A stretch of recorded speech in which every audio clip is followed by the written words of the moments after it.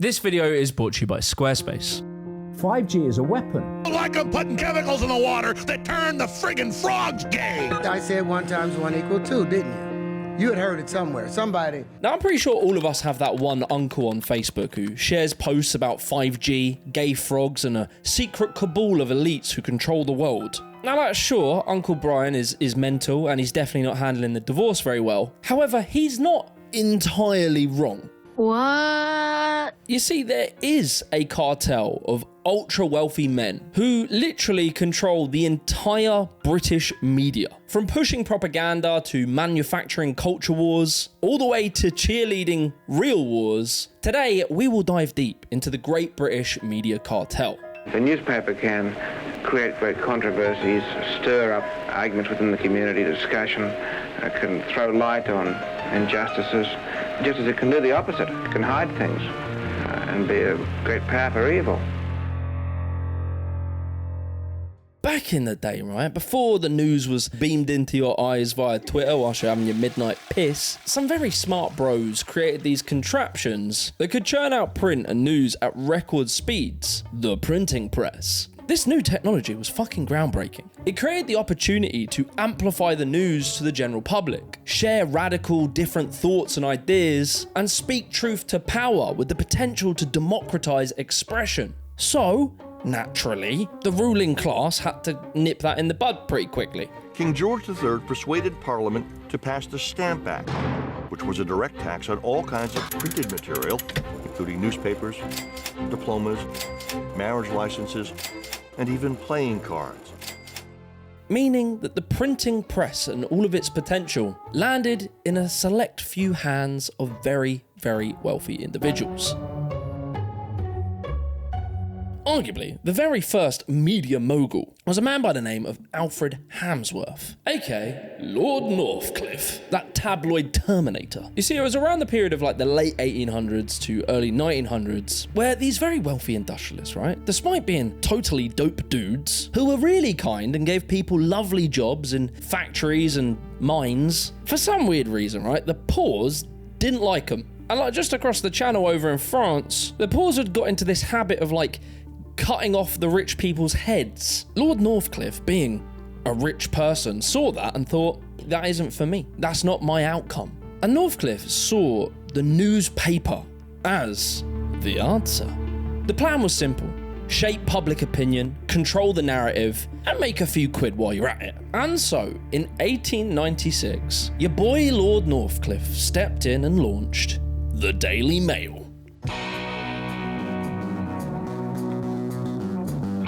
You see, why Northcliffe was different was because before him, newspapers were written like academic journals. Long, boring, and you could only really understand them if you had a moustache and you smoked a pipe. Alf came in and said, fuck all that. Instead of using fancy, sophisticated language, he just dumbed it right down. Big, bold headlines, simple, big words, sex, scandals, health crazes, and most importantly, propaganda. His aim was basically to keep the riffraff entertained, all while preaching loyalty to the empire. But you see, by 1902, the Mail was popping off, right? The boys were going viral, selling over 1 million copies a day. And by 1914, Northcliffe controlled 40% of the morning newspaper circulation, 45% of the evening, and 15% on Sunday in Britain. His influence grew and grew. And in between his newspapers talking about football and sex scandals, he'd throw in a few, ideological sweeteners. Like the idea that the British Empire was under siege from outsiders. Northcliffe was creating a media recipe for controlling the minds of the working class. But you see, whilst Alfie was running around having some fucking fun, it would be in World War I where his influence would become serious. I'm afraid it's it, dear. London's mad with excitement now. People rushing to join up. At the beginning of World War I, Northcliffe's papers were in support of the war effort. But very shortly after, he turned on the war effort, having his newspaper, The Times, personally attacking Lord Kitchener, the iconic Secretary of State for War. He would attack the Liberal government of the time so hard that he, in part, caused the decline of that particular government. This was major, right? This is a newspaper owner who, by little other than just written word, was able to shape public opinion enough to topple a British government. The power of the media was clear. Read all about it. Latest football scores. Morning paper. Morning Star. Paper, mister? Other wealthy individuals started to take note, and then boys started to sniff around the media game. You'd have Lord Rothermere, who was Northcliffe's younger brother. He took over the Daily Mail after Northcliffe died, and famously supported fascism and Hitler. You'd have Lord Beaverbrook, owner of the Daily Express, who turned that into the biggest selling paper in the world by 1930s. And then you'd have C. Arthur Pearson. He founded the Daily Express before Beaverbrook, and he was the founder of the Daily Herald. This growing gang of media men would come along, and they would create what would become known as Fleet Street. Recognize it? A street that's never quiet within, but as another day dawns, outwardly comes to life. Yes, it's Fleet Street. This was the heart of London's newspapers, and it was literally just down the road from Parliament. If Parliament was the place that policies were made and laws were passed, Fleet Street was where public opinion was made and shaped. If you think about it, at the time, this was a real, power battle, because for the politicians and the ruling class, if some dudes with a newspaper can topple your government, that's probably not a good thing. So the British government came in and they created the state-owned BBC. The BBC, because it was publicly funded, the idea was it was meant to be like a impartial, unbiased information station.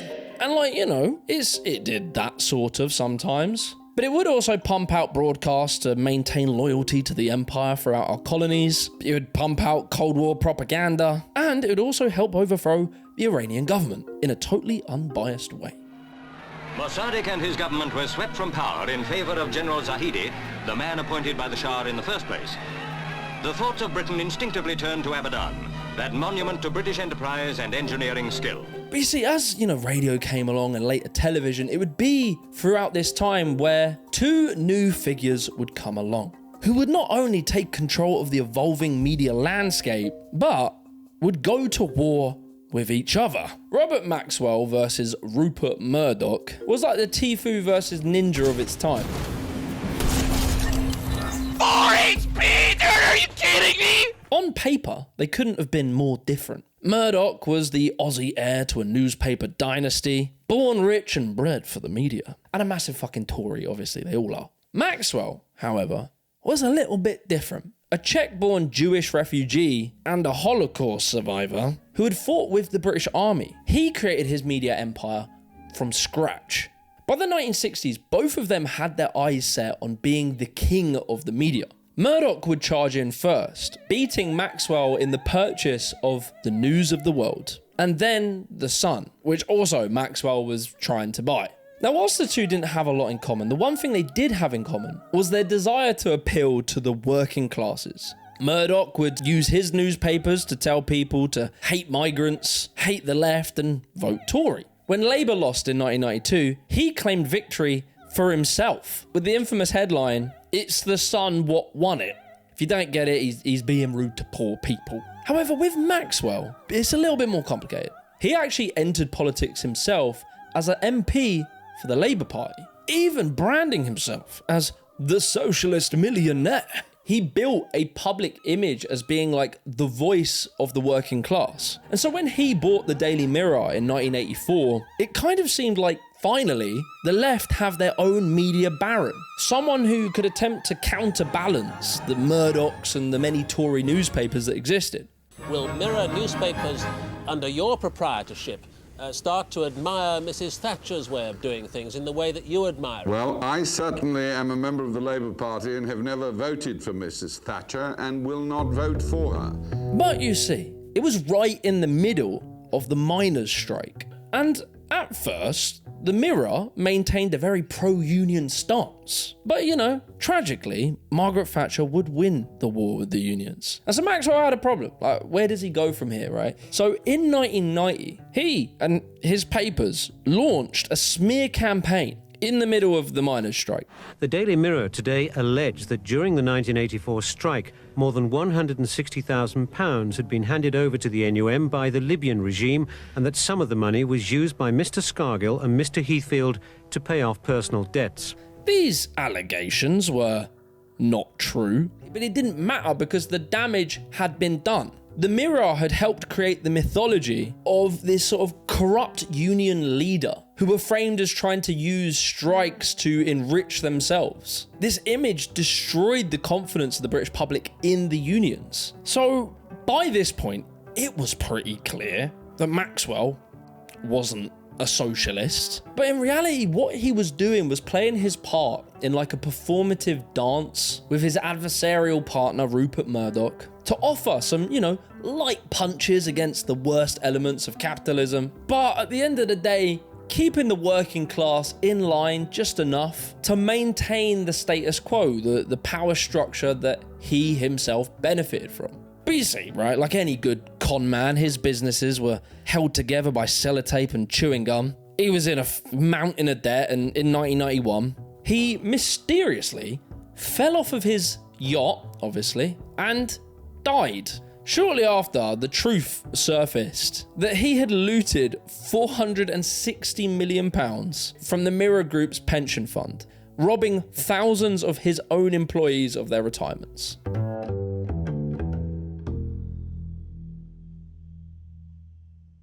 Oh, and also his daughter was Ghislaine Maxwell, so there's also that.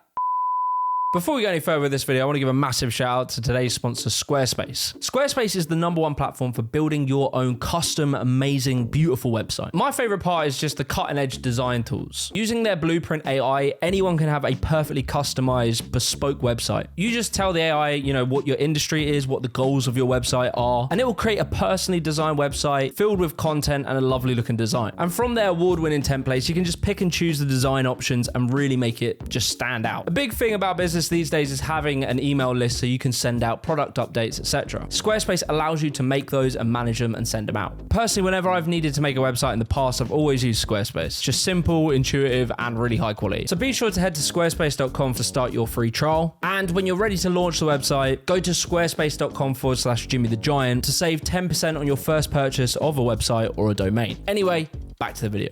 So whilst Maxwell had to try and pretend he was not a cunt, the genius behind Rupert Murdoch is he didn't have to pretend. When he bought The Sun, he transformed it from like a boring broadsheet into a tabloid juggernaut of sex, scandal, and footy. And most importantly, right-wing propaganda. As the type of businessman you'd expect, his model was simple: cut costs ruthlessly, crush unions, and use any new technology available to make his paper cheaper and faster to print. The bro, he didn't give a fuck, right? And obviously, the free market rewarded him. This Sunday, the media tycoon Rupert Murdoch launches Sky Television, Britain's first satellite broadcasting network. The 4 new channels will struggle at first, but as Nick Glass reports, Mr. Murdoch is prepared to lose tens of millions of pounds in the next few years to ensure his new project's success. It nearly bankrupted him until he basically made a gamble on getting exclusive rights for the Premier League football.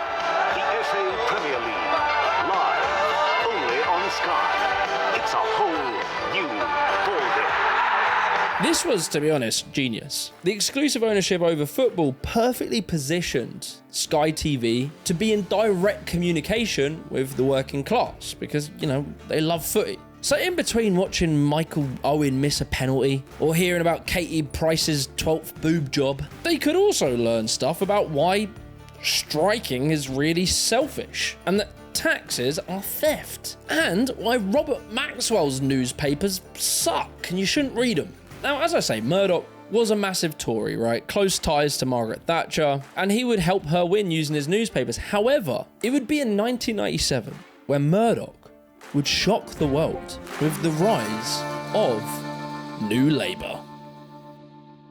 Tony Blair, right? He was a different kind of Labour leader. He was young, market-friendly, media-savvy, and very keen to get rid of the socialist mumbo-jumbo of previous Labour. So in the run-up, right, for Tony's big campaign, he jumped on a plane and head over to Australia with the goal of meeting with Rupert Murdoch and getting close to him. And them two, they became besties. It was beautiful. I mean, I shit you not, Tony Blair became the literal godfather to Murdoch's daughter. Which, if that doesn't tell you everything you need to know about British politics, I don't know what will.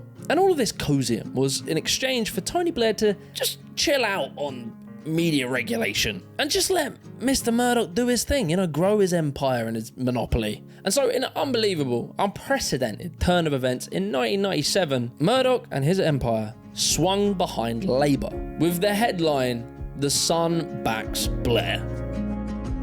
This was a cultural shift. It's really hard to explain how insane it was for The Sun, whose arch nemesis was Labour, now telling its readers that it was safe to vote for them. And so, as we head into the 2000s, right, as the markets are booming from a third way revolution, everything would change on one fateful morning. America is pounded in the world's biggest terrorist attack. Thousands are feared dead after New York and Washington have been hit. That happened within the last few moments. No details at this stage as to what sort of plane it is. This mass terrorism is the new evil in our world today. And we, the democracies of this world, are going to have to fight it together and eradicate this evil completely from our world. Post 9/11, there was a real shift in tone from the media. Murdoch's empire just turned up the dial. The Sun, the Times, News of the World, all backed the Blair and Bush war. And it wasn't just Murdoch, right? It was all of the British media class. The Telegraph, the Times, even left-leaning outlets like The Guardian and The Observer initially supported the invasion. A tiny handful of what were basically billionaire families owned nearly every national newspaper. This wasn't a free press. This was an echo chamber for the elite, all competing with each other to out-hawk on war, terror, and nationalism. And when, it all came to light that there was never any weapons of mass destruction, and that hundreds of thousands of Iraqis were killed, not a single editor or proprietor faced any consequences. And that's because when the billionaires control the narrative, they don't need to tell the truth. They just need to control what people specifically are focused on. I think the important thing is that there'll be plenty of newspapers with plenty of different people controlling them, so that there's a variety of viewpoint and that there's a choice for the public.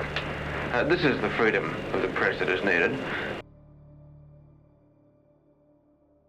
What we saw with the Iraq War wasn't just a failure of journalism. It was the full force of the new cartel of media power. And when it comes to incentives, well, for any media outlet, war sells. And so if war abroad sold very well, what if you could make a war right here at home?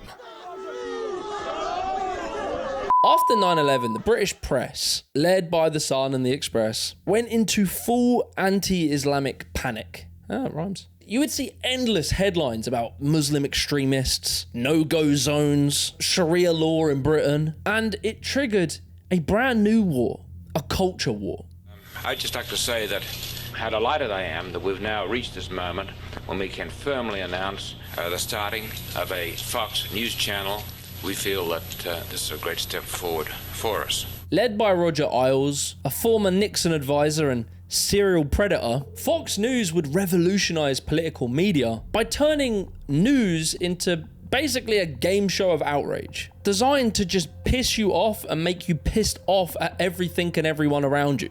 By the 2000 election, Fox News was powerful enough to basically call the election for George Bush before it had actually been tallied up. When they did that, it pressured all the other news outlets around them to follow suit. Back in the UK, Murdoch's outlets here were a little bit more subtle than in America, but nonetheless influential. We would see it very clearly in the late 2010s when Jeremy Corbyn became the leader of the Labour Party. You see, Jeremy Corbyn was very revolutionary in the eyes of the establishment. He stood against the sort of economic consensus of neoliberalism. He wanted to end mass privatization, bring more things into public hands, and because he dared to challenge both the liberal and conservative consensus in this country, the entire British media cartel crushed him.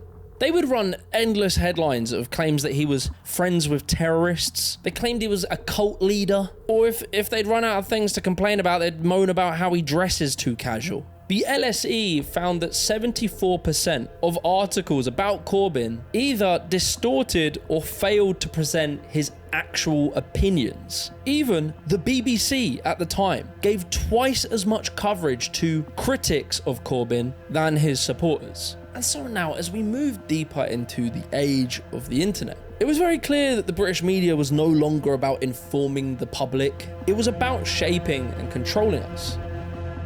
It was kind of funny, right? When the internet arrived, there was a moment where people thought that platforms like Twitter, YouTube, and Facebook had the potential to democratize information. And we would see its effect, right? Occupy Wall Street, the Arab Spring, student protests, all were powered by online networks that bypassed traditional media. It felt like a revolution. It felt like things were slipping away from the control of these media moguls. The day after the inauguration of President Donald Trump, an estimated 3.5 million people took part in the Women's March, protesting the Trump agenda in what may have been the largest collective protest in American history.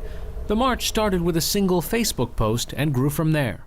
But you see, like every new frontier, it never takes that long for the old powers to catch up. Your organization You are is attacking terrible. our news organization. Your organization Can you give us a is chance terrible. to ask a question, sir? Go ahead. Sir, I'm not going to give you a question. Can you state categorically? You are fake news. Sir. Just like print, radio, and the television, the internet just became a new playground for billionaire media moguls. It was inevitable, to be honest, and kind of fucking hilarious that we thought anything different was going to happen. We would see channels like The Daily Wire, backed by the fracking billionaires, the Wilkes brothers, PragerU, funded by conservative megadonors like Foster Friess and the Bradley Foundation, Turning Point USA, bankrolled by the Koch brothers, and fossil fuel tycoons like Rebecca Mercer. And all of this, right, with all this money behind it, all this weight behind it, it really worked. Studies have shown that right-wing media content online has 481 million followers, nearly 5 times the total of the left. On YouTube, right-wing content racked up 65 billion views, compared to the 31.5 billion of liberal channels. And it followed the simple, tried and tested model: outrage, division, and panic. The Black Lives Matter movement doesn't believe Black Lives Matter. In fact, they are the single greatest threat facing young black men who want to survive to become old black men. And like, the left isn't innocent either. Just in the same way that Maxwell courted the left and kept them in check, CNN, MSNBC, Vox, The Washington Post all focus heavily on identity politics and wedge social issues against the right, but you know, a little bit less on the economic critique. And even the BBC, which is publicly funded, it hasn't escaped this bias either. There just seems to be a total lack of comprehension on this panel, and indeed amongst this audience, which is a remarkable audience even by the left-wing standards of the BBC. I mean, this lot's pretty left-wing, believe me. Before the 2015 election, they would invite Nigel Farage, who wasn't an MP. His party didn't have any MPs, but he would draw lots of views because of his personality and his brand, and exclude the Green Party leader, who was an MP, only reversing this decision after big backlash. And today you can see Farage dominates the BBC media. He's always on it, despite only having now 4 MPs. And so yeah, the disruptive rise of new media via the internet did actually loosen Murdoch's grip a little bit over the British media. The Sun, once the most powerful newspaper in Britain, saw its circulation collapse after the phone hacking scandal destroyed news of the world. This scandal, by the way, was when Murdoch's journalists had hacked voicemails of celebrities, MPs, and even a murdered schoolgirl. This was obviously fucking insane, and so it sparked the Leverson Inquiry. And this inquiry, the things they were digging up, exposed that the press was in bed with politicians and the police. Leverson called for proper regulations, but the Mail, the Sun, the Telegraph went to war against the regulations. Murdoch ruthlessly lobbied against it, and in the end, David Cameron bottled it. So basically it led to no real reform, no consequences, just back to business as usual. And so it wasn't much surprise that over in America, Murdoch's Fox News settled a $787 million lawsuit against Dominion voting systems after they had knowingly aired false claims about the election being stolen. So you see, it was a bit touch and go for a minute. It was a bit shaky for Murdoch's power, his control over the media. But you know, the man is a fighter.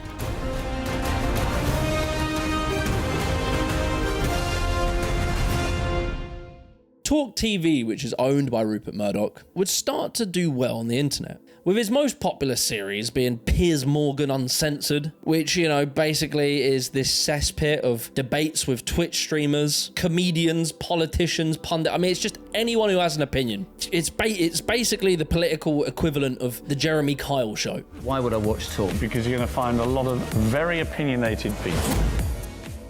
GB News would come along, launched by Legatum, which some billionaires from New Zealand went to Dubai to set up. Hard-right figures like Nigel Farage can just hold court, talking about how trans people are shit and that climate protesters are basically the Taliban. And just like all of its tabloid ancestors, they sell it under this guise of, you know, giving you the truth that the mainstream won't dare touch, all while being literally bankrolled by hedge funds, foreign billionaires, and conservative donors.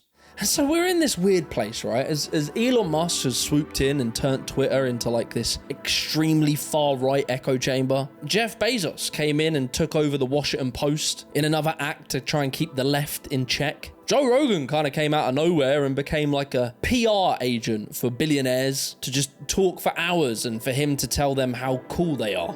This other thing about Elon. Elon's going to steal everybody's money. He has $400 billion. I'm telling you, he's not going to steal your money. I'm telling you, that's not what he's doing. What he's doing is, he's a super genius that's been fucked with. Bro, why would you think the world's richest man, this robber baron, is interested in money, bro?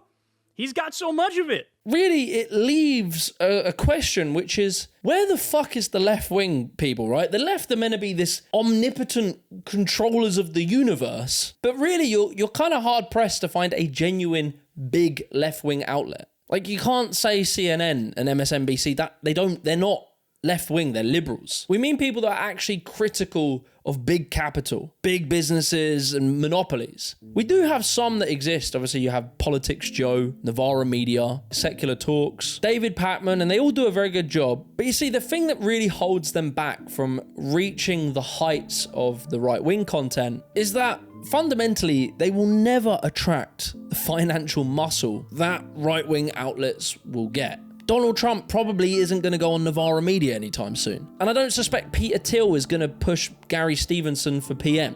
And so in this crazy period of time where large amounts of the British public are being plunged into poverty, child poverty is on the rise, the middle class shrinking, people on food banks, it's not a coincidence that we're arguing about pronouns and drag queens, all whilst billionaires in the last few years have doubled their net worths. This is a product of a century-long project of very, very wealthy people controlling what you think, what you fear, and most importantly, what you focus on, all so that they can keep us divided and unable to build a genuine resistance. Nearly 3/4 of national newspaper circulation in the UK is still controlled by just 3 billionaire families, the Murdochs, the Rothermeres and the Barclays, who got into the newspaper business to extend their profit and political influence.